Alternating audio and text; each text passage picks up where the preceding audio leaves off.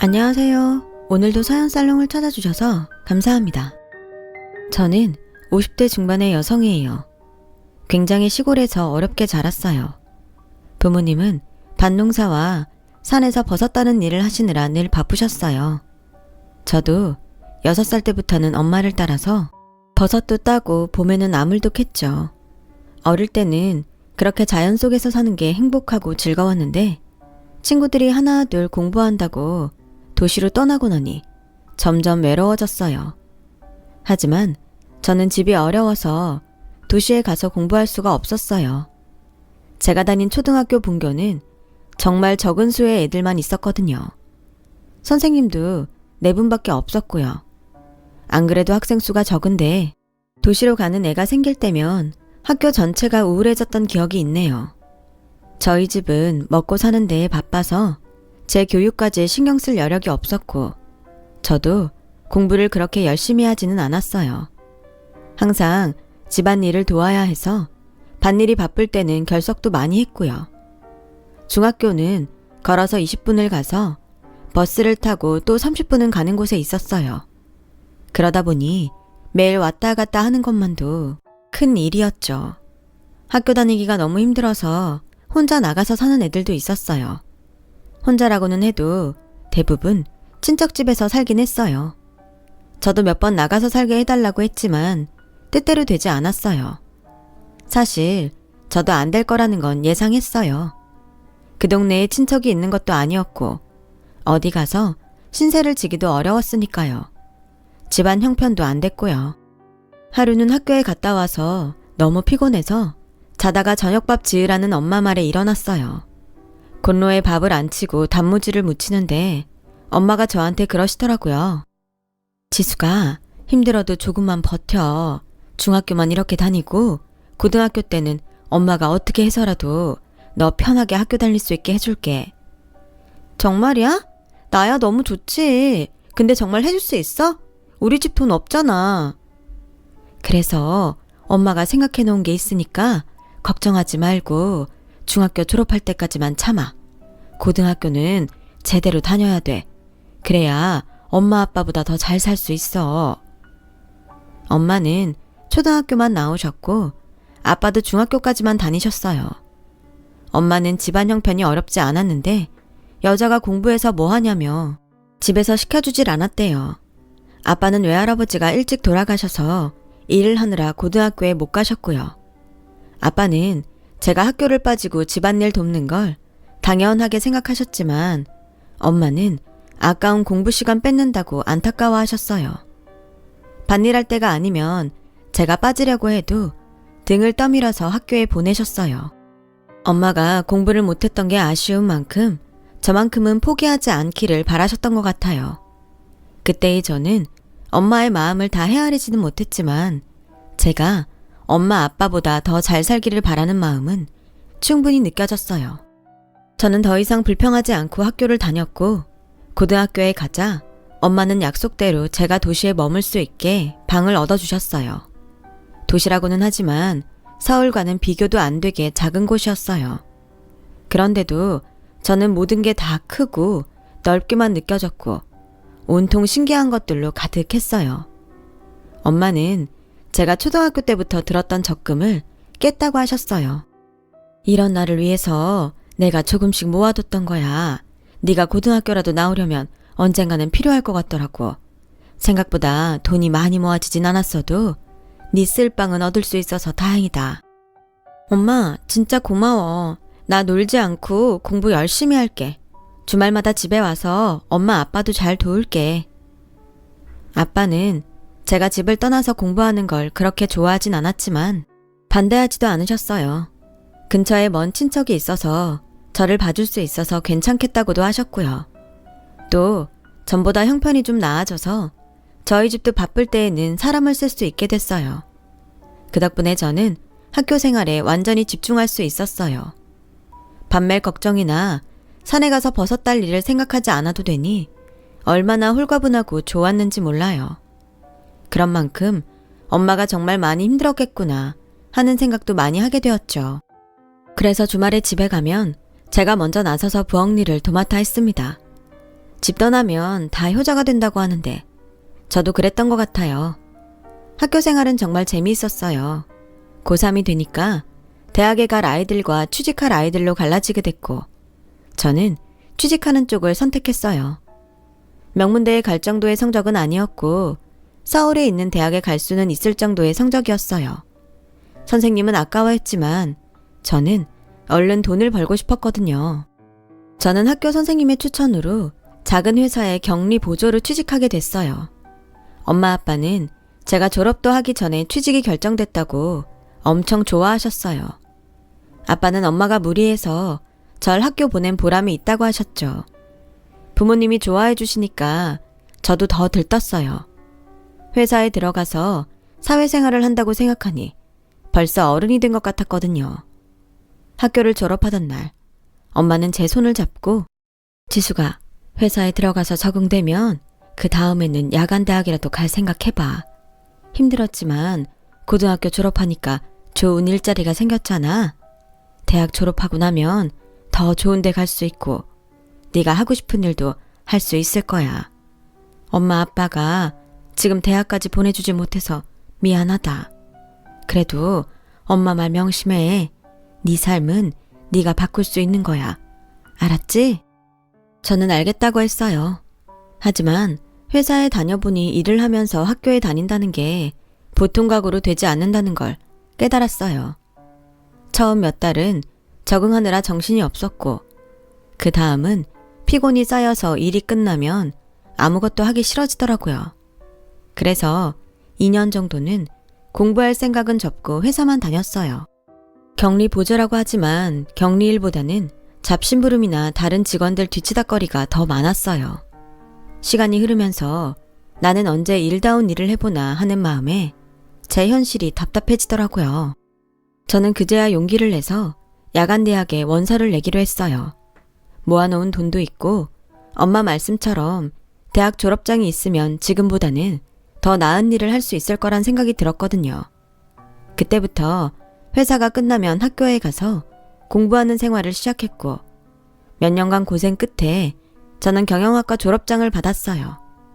그러면서 전산회계 업무 자격증도 같이 땄고 그 덕인지 저는 중소기업 회사에 격리로 들어가게 됐죠. 거기서 남편을 만나게 됐어요. 그 사람은 저희 회사가 물건을 납품하는 대기업 직원이었어요. 직급도 팀장이고 능력 있는 사람이었어요. 저는 그 남자의 능력에 반했고 그 사람은 제가 뭐든 적극적으로 일하는 모습이 매력 있다고 하더라고요. 남자는 아버지가 일찍 돌아가셨고 어머니는 지방대 교수였는데 지적이고 고상한 모습이 참 좋아 보였어요. 나이도 많지 않으신데 공부를 하면서 아이를 키웠을 걸 생각하니 존경심도 들더군요. 혹시라도 제 학벌을 가지고 뭐라고 하진 않을까 걱정도 했어요. 하지만 큰 문제 삼지 않아서 남자와 결혼할 수 있었습니다.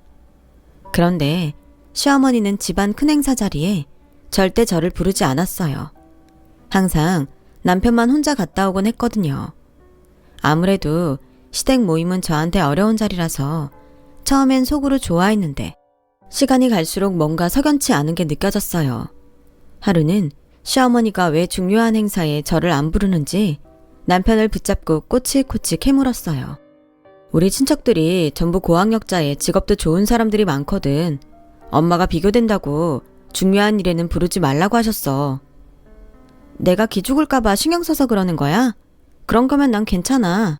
아무리 내가 모자라도 그래도 당신한테 아내고 며느리인데 중요할 때마다 빠지고 일도 안 하면 다들 뭐라고 하겠어. 라고 하자 남편은 더듬으면서 겨우 하는 말이 그게 사실은 너랑 결혼하는 조건이 그거였어. 집안 중요한 행사에 부르지 않는 거.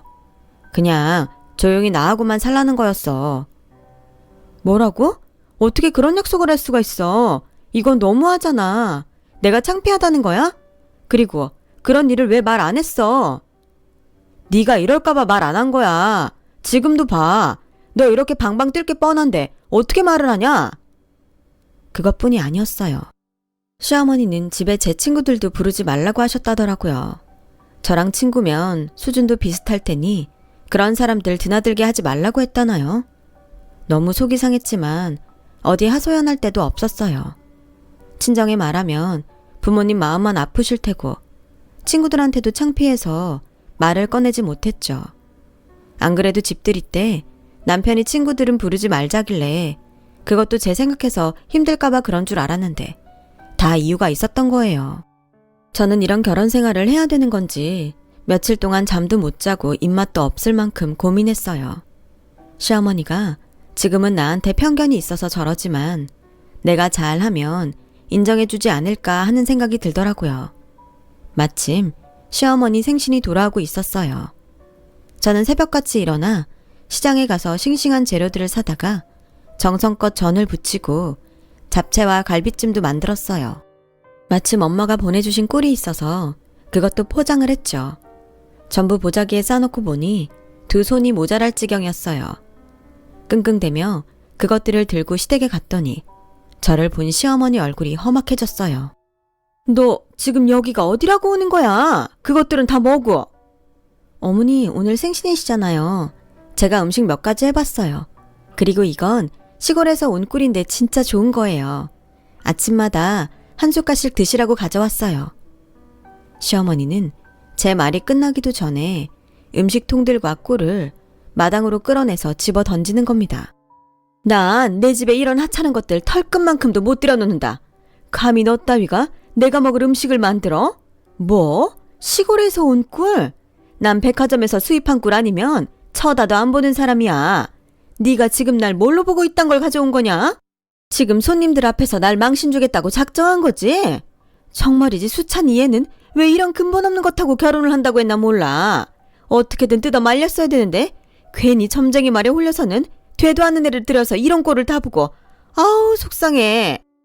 시어머니는 저와 남편의 결혼을 반대하다가 결국 점을 보러 갔고 거기서 저와 결혼하면 남편도 자기도 잘 되고 집안이 핀다고 해서 반신반의하며 결혼을 허락했던 거였어요. 대신 저를 집안 중요한 자리에 부르지 않기로 했던 거예요. 그 중요한 자리에 시어머니 생신도 포함됐다는 걸 저는 몰랐죠. 대학 교수식이나 되는 사람이 점쟁이 말을 듣고 결혼을 시켰다는 것도 어이가 없었어요. 비참했지만 버려진 음식들은 그렇다 치고 엄마가 보내주신 꿀병은 하수구 구멍 있는 데까지 굴러갔더라고요. 그걸 구하려고 고생하셨을 엄마를 생각하니 눈물이 왈칵 쏟아졌어요. 그날 밤 집에 온 남편은 저를 위로하기는커녕 오히려 화를 내더군요. 아니 거기가 어디라고 가. 내가 가자는 말 안 했으면 가질 말아야지. 왜 시키지도 않은 짓을 해서 사람 곤란하게 만들어. 오늘 엄마가 얼마나 속상했는 줄 알아? 좋은 날인데 기분 완전 잡쳤다고. 당신은 내 생각은 안 해? 내가 하루 종일 장보고 음식하느라고 얼마나 고생을 했는데 아무리 내가 마음에 안 들어도 그렇지 사람 정성을 그렇게 무시해도 되는 거야? 우리 엄마가 원래 길바닥에서 파는 걸로는 보리차도 안 끓이는 분이야. 재료 하나에도 얼마나 신경을 쓰시는데 어디서 난 건지도 모르는 그런 걸로 만들었으니 오죽하겠어? 안 그래도 당신한테 슬슬 채소 하나라도 백화점에서 사라고 말하려던 참이었는데 결국 이런 사단이 났네. 차라리 나한테 물어보지 그랬어. 아참, 그리고 무슨 꿀도 가져갔다며? 시골에서 온 거 설탕 먹인 가짜가 천지인데 그걸 선물로 가져가? 우리 엄마를 뭘로 보고? 그 말 들으니까 진짜 나도 기분 나쁘더라. 당신이야말로 우리 엄마를 뭘로 보고 그렇게 말을 해. 그 꿀 정말 귀한 거야. 내가 어릴 적부터 뵌 아저씨가 직접 채취하신 야생꿀이라고. 그렇게 저와 남편은 밤새 싸웠고 남편은 새벽같이 집을 나가서 하루 종일 연락도 하지 않았어요. 너무 충격을 받아서 하루 종일 일도 손에 안 잡히는데 시어머니가 갑자기 들이닥쳤어요. 시어머니는 들어오자마자 코를 막으며 인상을 찌푸렸어요. 아우 키키한 냄새. 이게 대체 무슨 냄새야? 아니 저게 뭐야? 청국장이냐? 네, 저희 친정엄마가 보내주신 거예요. 아우 내가 못 살아 정말. 너 니네 친정엄마가 보낸 거 아니면 먹고 살 게 없니?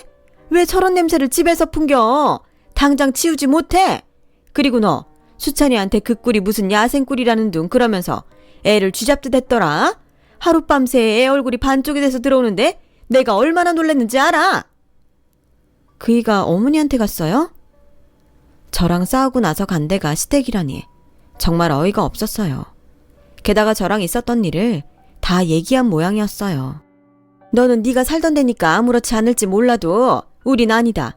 집에서 키우는 개한테도 안 주는 것들을 갖고 와서 우리를 모욕해놓고 적반하장도 유분수지. 그래서 내가 곰곰이 생각을 해봤는데 이건 아무래도 아닌 것 같다. 이 결혼 없던 일로 하자. 네? 아니 어머니, 제가 음식 한번 해갔다고 어떻게 그런 말씀을 하세요. 이혼이라뇨. 그리고 그런 일은 저랑 그 사람이 정하는 거지 어머니가 하실 말씀은 아니잖아요. 이거 봐. 어디서 버릇없이 말대답이나 하고. 우리 니네랑 달라서 집안 어른들 말씀을 중시하는 사람이야. 어린이 결정을 내렸으면 따라야지. 어디서 굴러먹다 온지도 모르는 걸 데려와서 집안 꼴하며 이게 뭔지 몰라. 내가 그 돌팔이 점쟁이한테 완전 속았어. 아무튼 너 당장 짐 싸서 일단 이 집에서 나가 있어라. 조만간 우리가 서류 준비해서 보낼 테니까 그렇게 알고 있어. 남편한테 전화해서 물어봤지만 돌아오는 말은 같았어요. 내가 일생일대의 실수를 한 것 같아. 결혼이라는 걸 그렇게 한순간 감정에 결정하는 게 아니었는데 그땐 내가 뭐에 씌었었나 봐. 우리 서로 자란 환경도 그렇고 안 맞는 게 너무 많은 것 같아. 차라리 빨리 끝내는 게 서로한테 더 도움되는 일 아니겠어? 깔끔하게 헤어지자. 결국 저는 쫓겨나듯이 집을 나왔어요. 집에 돌아가자니 부모님이 너무 속상해할 것 같아서 며칠을 여간방에서 혼자 지냈죠. 그런데 시댁에서 친정으로 서류를 보내는 바람에 부모님도 다 알게 되셨고 엄마는 어떻게 저를 찾아오셨어요. 네 친구 경희가 너 여기 있다고 하더라. 왜 혼자 여기 이러고 있어? 집에 와야지. 저는 엄마의 따뜻한 말에 그만 통곡을 하고 말았어요. 정말 그때 두고 보자는 마음이 생겨서 이를 악물고 다시 공부를 하기 시작했어요. 우선 제 대학 성적으로 들어갈 수 있는 학교 경영학과에 편입을 했고 거기서 1등으로 졸업하면서 서울에 있는 대학교 대학원에 갔습니다. 집안 야강대학에서 편입한 4년대 대학을 1등으로 졸업하기 위해 정말 미친 듯이 공부를 했어요.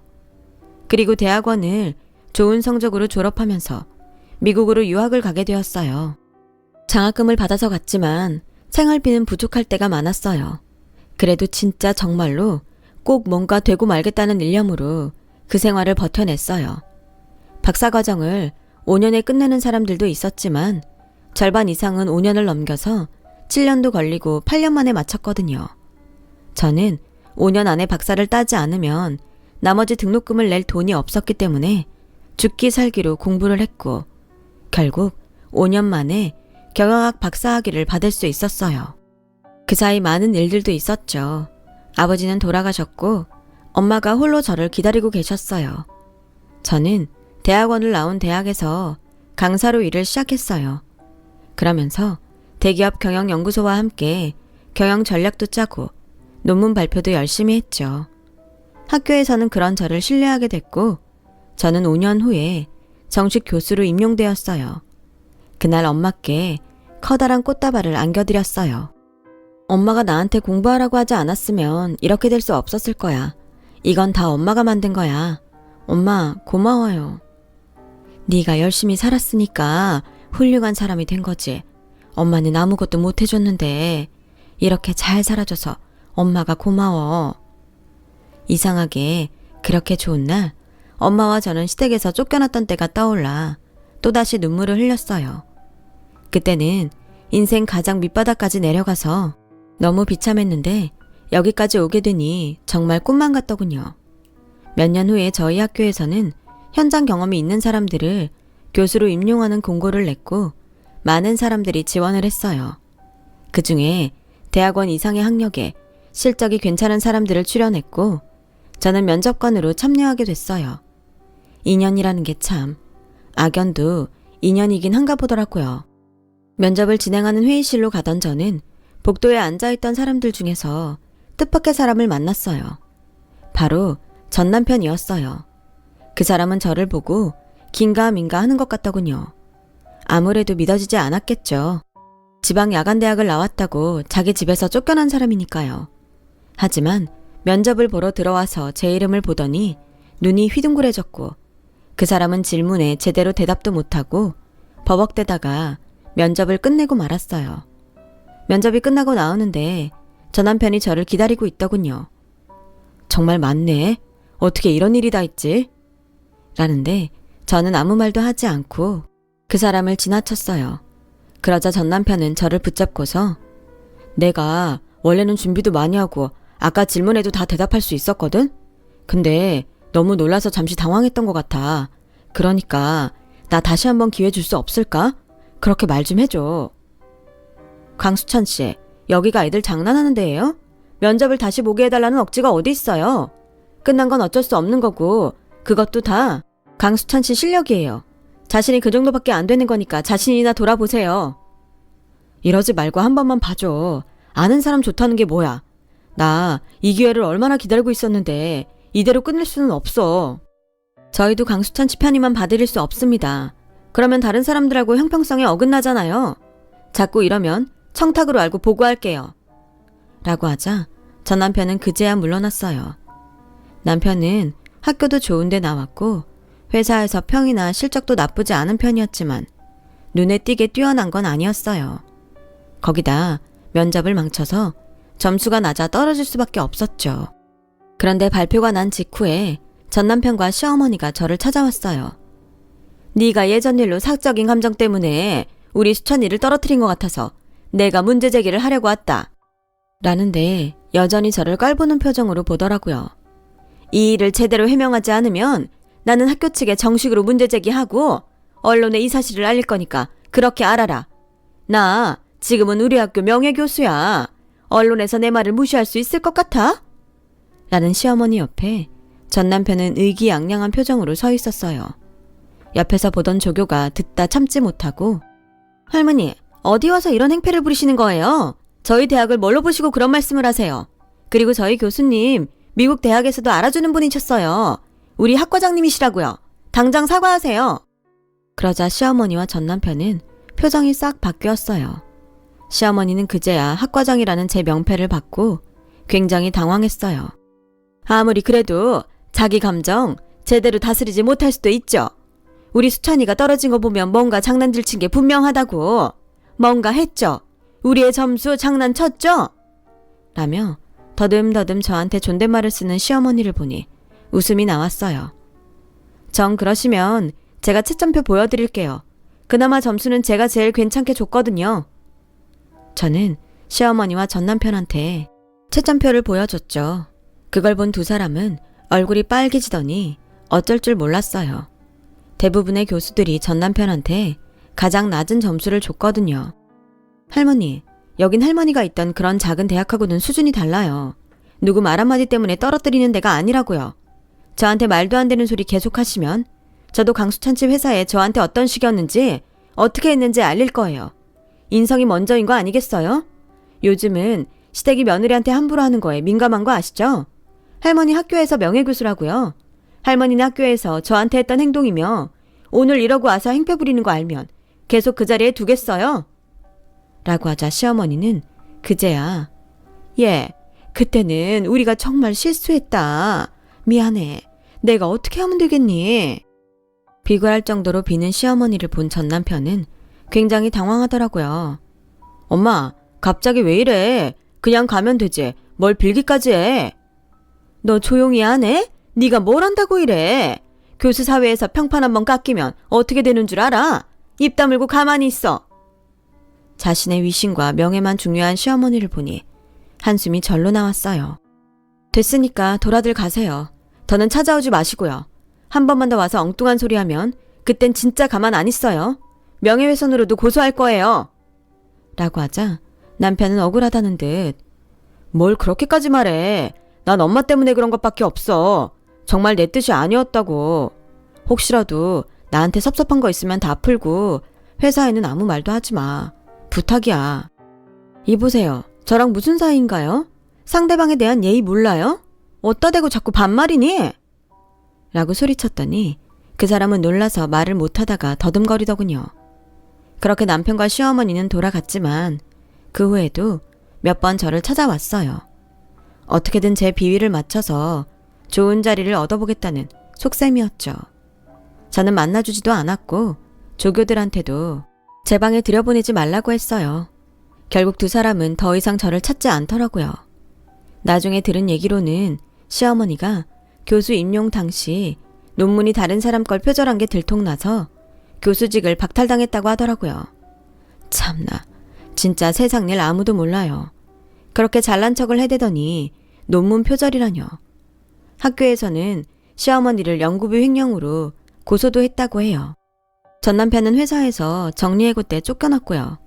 그 후로 지금까지 두 사람에 대해 들은 소식은 없습니다. 저는 늦은 나이지만 전부인과 사별한 사람을 만나서 재혼을 했고 친구처럼 재미있게 잘 지내고 있어요. 엄마도 아직까지는 건강히 잘 계시고요.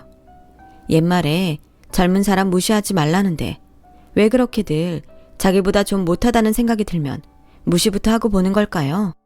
사람에겐 각자 그 사람의 보석 같은 가치가 있는 건데 말이죠.